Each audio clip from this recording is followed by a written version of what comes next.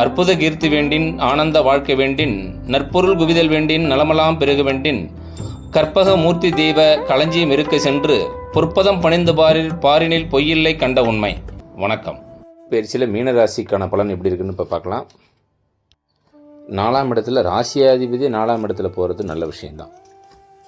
ஒரு சில பேர் கேட்பாங்க, தர்மபுத்திரில் 4 வனவாசம் போனதும் அப்போ 4ஆம் இடத்துல குரு வரும்போது இந்த மாதிரியான பிரச்சனைகள்லாம் ஏற்படுதுன்னு சொல்கிறாங்களே அப்படின்ட்டு.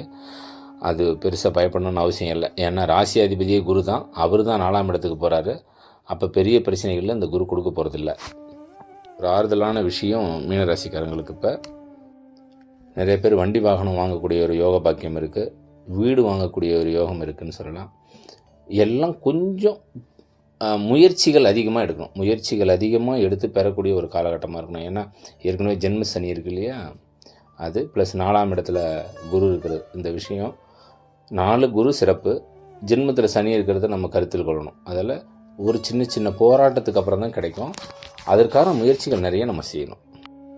சொத்து வாங்கக்கூடிய சூழ்நிலைகள், ஏதாவது நிலம் வாங்குகிறோம் அப்படின்றது, விவசாயத்துக்காக ஏதாவது ஒன்று பண்ண போகிறோம், நிலம் வாங்கக்கூடிய சூழ்நிலைகள், இதெல்லாம் நல்ல ஒரு முயற்சியாக இருந்ததுன்னா கட்டாயமாக வெற்றி பெறுவதற்கான அமைப்பாக இருக்கும்.